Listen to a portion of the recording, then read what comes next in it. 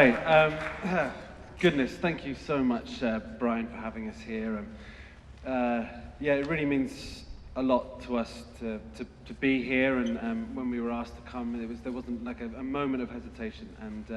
And thanks so much for coming to see our little movie. I don't want to talk too much about it before you watch it, but we're going to be doing a Q&A afterwards. So if you want to stay around and get really bored and hear us talking about the film, we'd love to, talk about it. But I just want to say that it was made with a lot of love from friends and family, and it's a small little film, but we're mightily proud of it, and we're very proud to be here to say that again. Yeah, so this is the film, and also there's a message here from Tatiana, who I'm so sorry, unfortunately can't be here, but she wants to send you all her love. So again, thank you, and please stay afterwards. We'd love to say hello and meet you all, and talk nonsense. So thanks.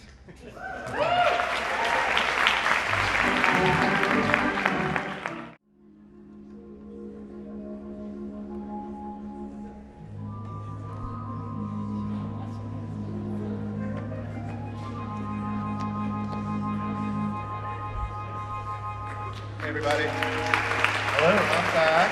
And this is Nick Allen. Hi. My collaborator at RogerEbert.com. And please welcome back Tom Cullen and Jay Duplass.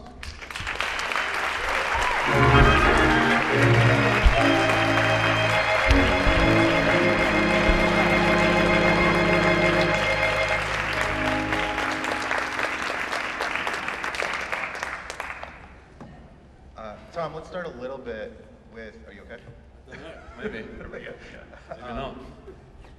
At South by, you said something about how like every part other than Jay and Tatiana was someone from your family or someone you knew. So talk a little bit about the DIY aspect of making this and how long it took and the budget and all that kind of stuff. So people get the perspective of what a small production this was.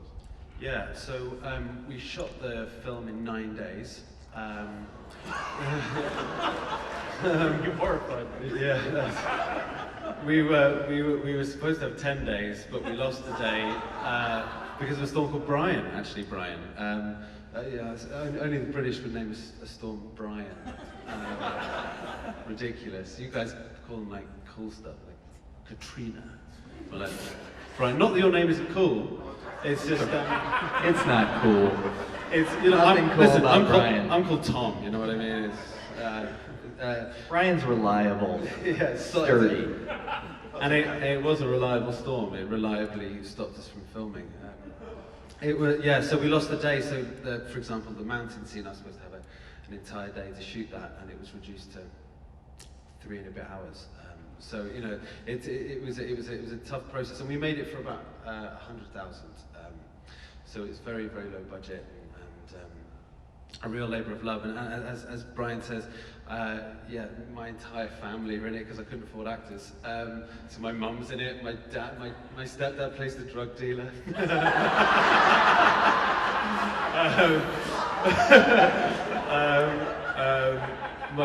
My sister is the one that goes at tat across the dinner table, and my brother's in it, and yeah, and it was a collection of family and friends who just kind of wanted to muddle in and jump into the experiment with me, and lots of people I've kind of collected through my acting career who just came over because it was a short commitment. People flew themselves over and worked for free, and it was a very special experience to be in a space so full of so much love and support. Yeah. So it was pretty DIY, that's for sure. What attracted you to it, Jay? How did you get involved in this family affair? He's my dad.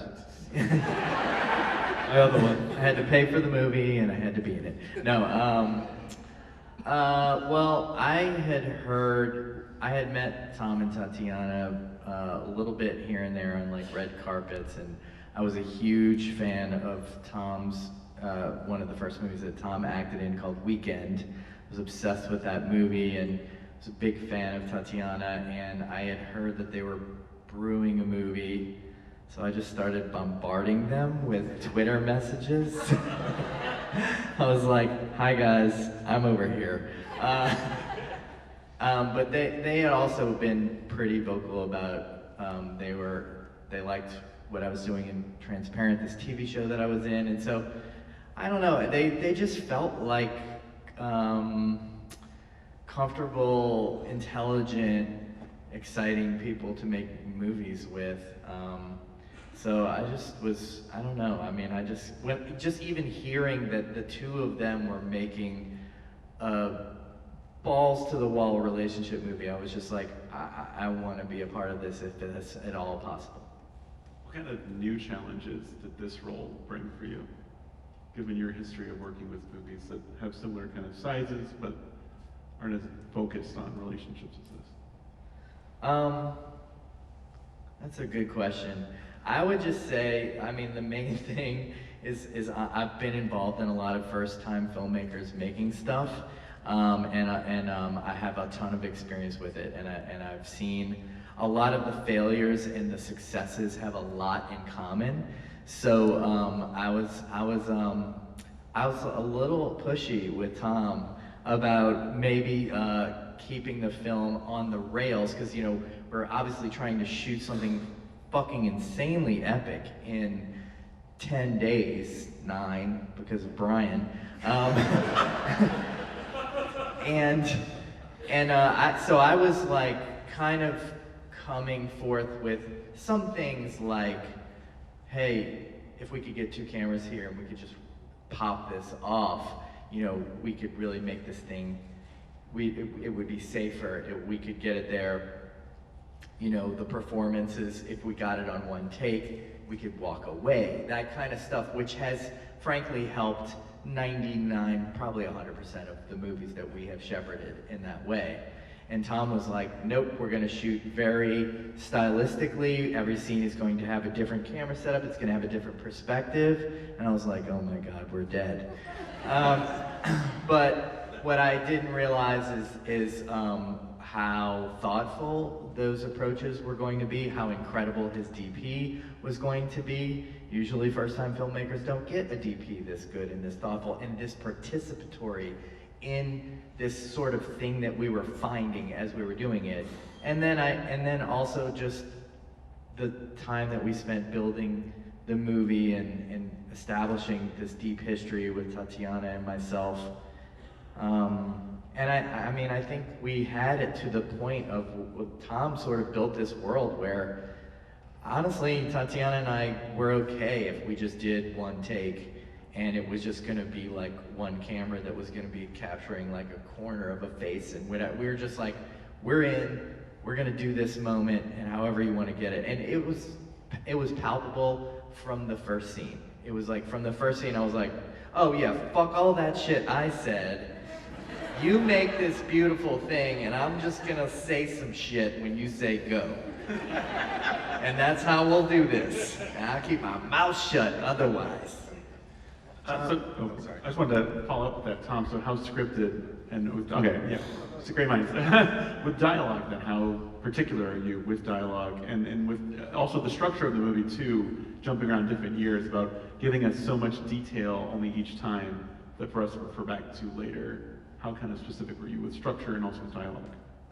Yeah, so I wanted to create a process that I felt was going to garner the authentic performances that I knew that the film was going to live and die in. So I used a lot of influences like John Cassavetes and Loach and Shane Meadows and lots of different people. I kind of read a lot about them and but also used my experience as an actor, and I developed a process that was what I call semi-improvised. So there were some scenes that are scripted, like the mountaintop scene, but I wrote for other scenes what's called a scriptment. So it would be a very, very structured outline of what that would be. And I wrote one that was even more structured for myself. And what I would do is I wouldn't call the crew for a couple of hours and I'd just have the actors in. And the whole idea was about kind of just saying yes and filtering my experiences, what I wanted in the script through the prism, and kind of through the prism of their own experiences. And it would be about a lot of talking, a lot of me saying yes to stuff, and then but waiting for the thing that I wanted to come up in the conversation. Then I'd be like, yes, that. And then what we would do is we would improvise the scenes, and I would direct the improvisations and structure them into a shape that I wanted. So I have the scene that I want, but the actors have an ownership over it. And we'd kind of run it a few times, make sure that the structure was right, and then I'd go away and I'd write. What are like bullet points or flagpoles is what I describe them as, and that might be a thought or a line or an action. I kind of describe it like a downhill slalom. So the skier has to go from A to B, and they have to get there as quick as possible, and they have to go through all the poles, but however wide or narrow they want to go through them is up to them. And what's great about that is that the actors are inherently having to listen on every line, and they're having to think on every line. So you get the best bits of improvisation, which are that liveness and that real connection between the actors. But you have the cerebral piston firing, but you also have the emotional piston firing, which is that the scene is very structured and very developed, so that you never go off course. You know, I time every scene. I've acted in an improvised film before, and it was a fucking disaster.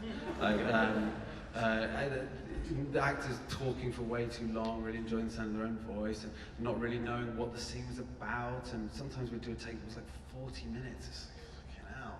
So what is this?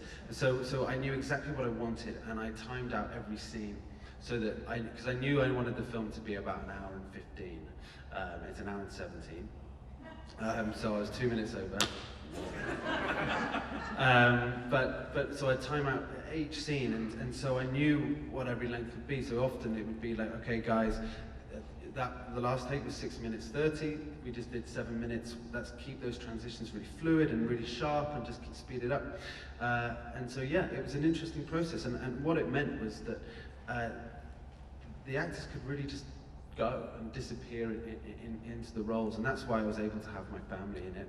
My key grip is in it. It's never acted before, and they're able to really just kind of fall into the work, and there's a real liveness and authenticity to the performances, which I think is electric when you watch it. You know, I mean, I'm biased, but I think that Tatiana and Jay are just extraordinary. And then on top of all of that, you add an experimental visual style. Can you speak a little bit about the choices you made there, the aspect ratio choices and the film style choices, and why they were important and how you made them? Sure. So I wanted to, you know, with the non-linear structure, I kind of felt like I really wanted to build and play around, you know, as a kind of experiment. It really was very much that, but play around with a kind of a filmic language that would help aid the story, and not in a kind of intense, bombarding way, but something that hopefully would be subliminal, but also noticeable. You know, it's a fine balance. And so I developed. I thought a lot about that. And I remember telling my DP that I wanted to change the aspect ratios for each scene, and his immediate response was no, no. And then I managed to convince him over time, and it was. I'm glad that I did. So I think the easiest way to just I'll use like year 1, which is when they fall in love, and year 6 as a kind of cross-reference. So year 1, I shot in 4:3, and I put the camera on handheld to give it a real kind of an energy to it. And I wanted to emulate the feeling of that rushiness of falling in love. And so the 4:3, you know, it's a square frame, so you're right in there with them. And I wanted to show shallow depth of field, so that it just kind of really felt like in lots of close-ups, you know, so all you can see is that person's face. That's what it feels like when you're falling in love. It's just like this face, and you can't see any of these details. And I knew that I was going to edit all of that section non-linear, so jumping around to kind of be like, oh, you know, that feeling like, oh yeah, then this happened, and then she did that, and then he did this, and then, oh my god, yeah, and then he did that, and that kind of amazing rushy feeling. And in the grade, we used kind of different gradients of Fuji film stocks, and so we used a very filmic stock, because we couldn't afford to shoot on film, to give it that kind of ethereally, almost whimsical, that's the wrong word, but flavored to the scene. Whereas in contrast, year 6, I wanted everything on sticks. I didn't want to move the camera. It's my widest frame. The colours are very muted, and I pushed the actors always to the edge of the frame because the characters are missing each other. There's a kind of stiltedness and a stillness to their relationship that is very grounded, but they're also kind of missing each other. And then in year 5, it's different grading. So year 5, I have a similar wideness, but the camera's kind of roving and cutting off pieces, and I really wanted it to feel uncomfortable, like the communication is breaking down. You can't quite see them and follow them. And it was an experiment, and it's my first film, so I'm able to make mistakes, but I'm glad I took those risks. And it's fun. For Jay, how much, when it comes to creating chemistry with Tatiana on this occasion, how much is that before you start shooting, and how much of it is kind of on set? Is like a movie kind of seeing a lot of pre-production work and communication and the connection and so forth, or is it a lot of it on set for you guys? It just depends on the project, but we, in the case of this film, we did, I wouldn't say a period of rehearsal, we just did a period of essentially playing out scenes from a relationship. We explored all that, and we just experienced a lot of moments together, and I think that, for me, that's tremendously helpful in terms of, especially, I think the breakup scene on the mountain was one of the first things that we shot, was early. But even just with like physical closeness, Tom had set us up to where Tatiana and I had already tackled each other several times by the time it was time to shoot those things, so that there's no hesitation. But for me personally, I have to establish rapport with people before I experience the thing, and I do it personally if the film, in this case, Tom just built a nest and we just went in the nest, and it was safe and it was great and it was amazing. But if filmmakers don't provide that, which happens a lot, I will definitely do whatever it takes to just sort of go to lunch, go for a walk, just basically beg people for their time. Especially if it's a relationship, I think there's certain things that you can't fake, in my opinion. Maybe I'm just not that good enough of an actor, but on this TV show Transparent that I did, on day 1, you start with a family that's been together for decades, and so we had spent weeks just crawling all over each other like babies, basically, and then when people saw the pilot, they were like, are you guys related?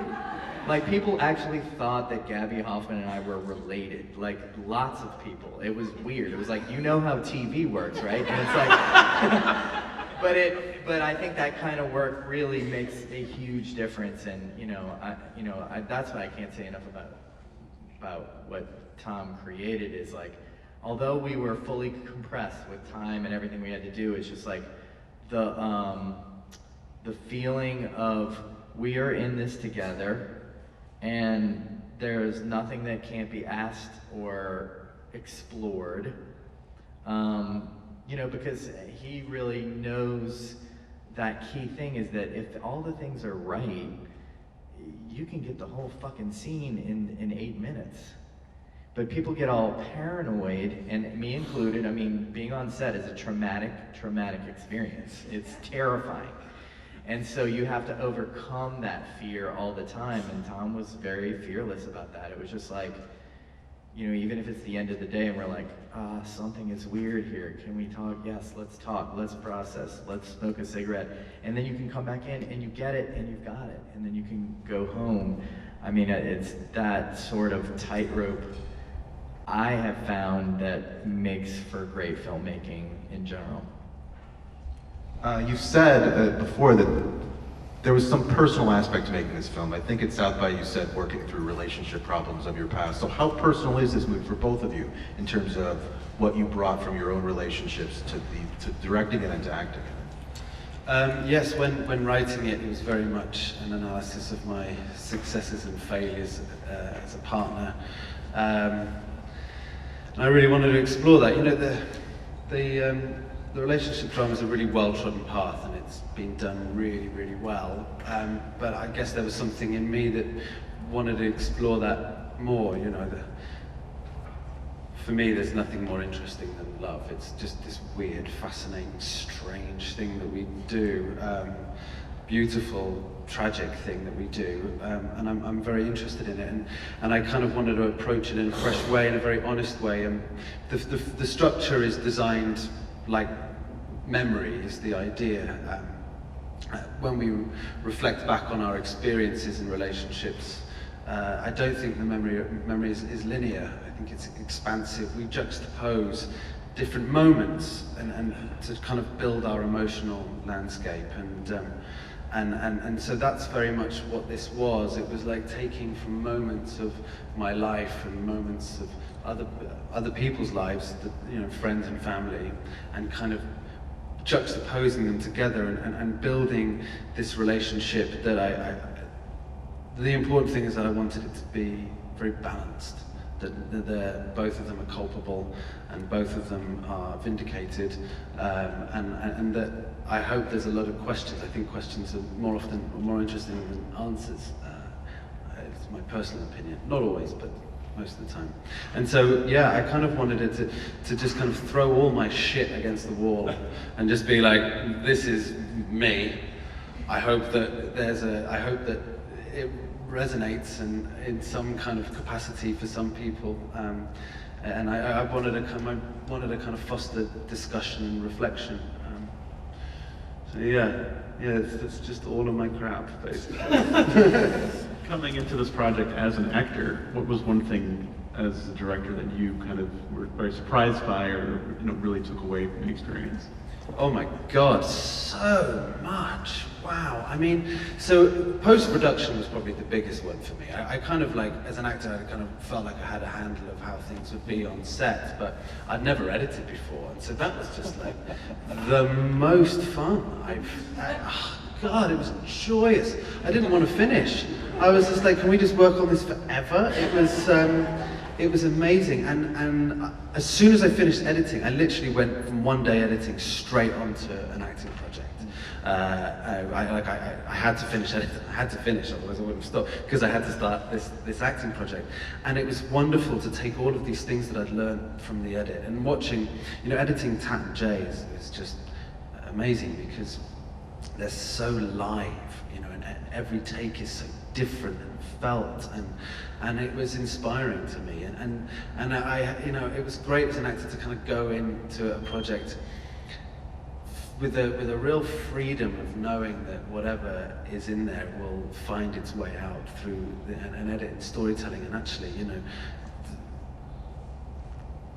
having no control is just so much better. And I've always worked like that as an actor, but it was really reaffirmed in the edit. And yeah, I can't wait to make another film just to edit again. Really, it was so fun.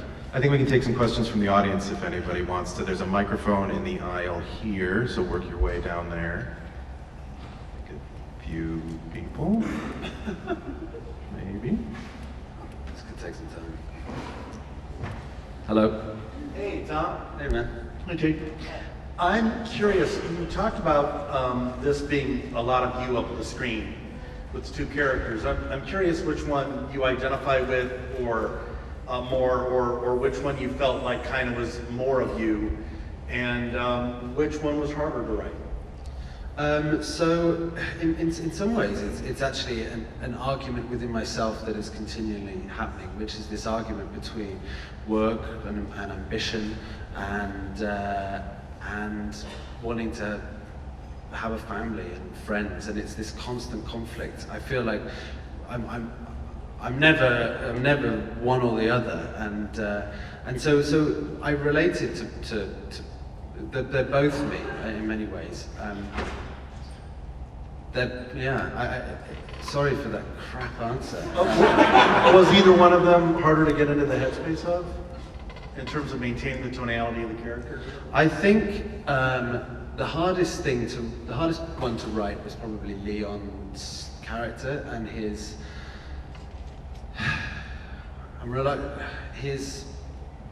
It's difficult to talk about because Jay's obviously here, but there's a right here. That kind of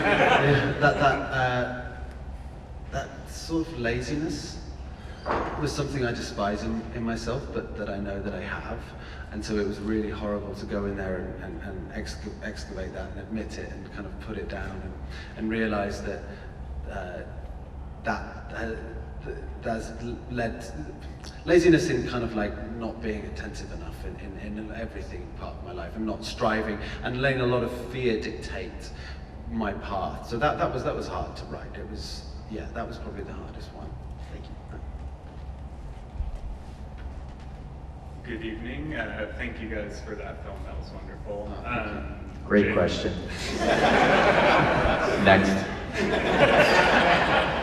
One more small comment, then question. Jay, thank you for pointing out his excellent role in Weekend. That was a very formative film for me and hugely influential in feeling comfortable with coming out as a gay man. So that was just a great performance in terms of what film does for people. So thank you. Thanks for making me emotional. You two together as a pair of collaborators, that was wonderful. Do you guys have any other projects coming up? I think a Room 104 together would be really interesting. Anything coming up? We just sat down 3 days ago, and we're talking about it. We want to keep the train going. Everyone at the Duplass brothers' house is ridiculously in love with Tom to an annoying level. He's so handsome, and he's so sensitive, and he's so funny, and he's okay. That's what's happening right now.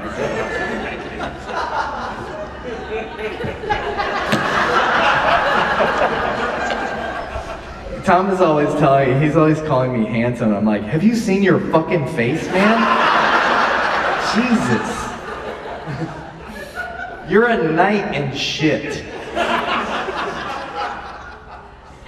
I'm curious if there was ever other titles of the movie, or was it always called Pink Wall? There were. So the crazy thing about the film is that I was offered an acting job with this producer, and I couldn't do it because of scheduling conflicts. And then I accidentally pitched Pink Wall over the phone to the producer, and he was like, "This sounds quite good. You want to send me a one-pager?" I was like, "What the fuck is a one-pager?" So I literally went and wrote one page and like sent it off. I was like, I don't know what this film is about, but this is kind of what it would be like. And he phoned me back the next day and was like, "Right, I've got your budget, but you have to shoot it in 3 months." I was like, oh my god, sure, I'll do it. And then straight away they had to set up a company for the film. So he was like, we need a title for the film. And I hadn't even thought about it. And I was looking at a picture that I'd taken of Tat in front of a pink wall. I was like, pink wall. And then I kind of like set myself the challenge of writing the title into the film. And I did that. And I always knew that this moment was going to happen in the film. I just kind of made it about this pink wall. But then what happened was I started to really think about it, and one of the issues I had about the title was that I didn't want people to go, oh, that's the title, that's the reason why. Because the fact that what happened, you know, her sleeping with someone else, that isn't the reason why. That's not what the film is about. That's just a consequence of you know, what you watch for an hour and 15 minutes. So I was worried that people would go, oh, right, well, it's all her fault. And so I had I played with loads of crap titles. I think the worst one was Untitled Picture of a Landscape. What a wanker. Jesus Christ. Because you never see the painting. I was like, oh yeah, that would be great. Quickly dropped and realised that I actually couldn't beat Pink Wall. It was definitely the best one.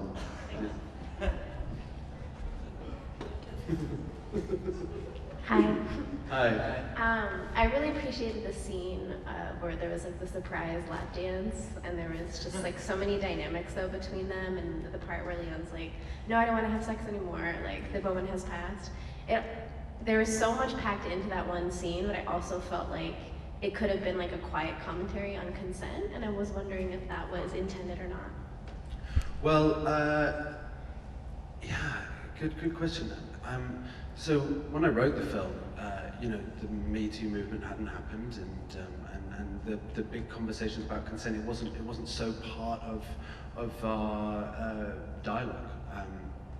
Stupidly, but it is now, which is great. But I think it is definitely a comment on that silent conversation of consent in relationships, and that is very seldom talked about. That's actually pulled on an experience where, with an ex-girlfriend, I was we were trying to have sex, but I don't think either of us wanted to have it, and I ended up putting my hand in her on the bed and pulled her hair, and she screamed out loud. It was just fucking awful, and it kind of just fell apart, and we had a fight. It was just an awful moment. But I think it is very much about those kind of how sex is weaponized and becomes this thing, this element of a relationship that is very much about consent and whether to consent, and it's very, very complex, and yeah, I was really interested in exploring that, how sex starts off as this kind of joyous connection and can become a weapon and kind of runs along the underlying parts of this relationship. And can be used as a tool to hurt, yeah. I really appreciated it. No, thanks. Well, I think that's it. This festival is all about building buzz for movies we love, so go tell everybody when this movie comes out, talk about this movie, tweet about this movie, and thank you to Tom and Jay. Thanks. Thanks, guys. Thanks. We've got a hashtag, which is Pink Wall Film, and I think we're Twitter Pink Wall Film if you want to follow it or whatever. Sell it. Sell it! Yeah, no pressure. Zero. Thank you guys.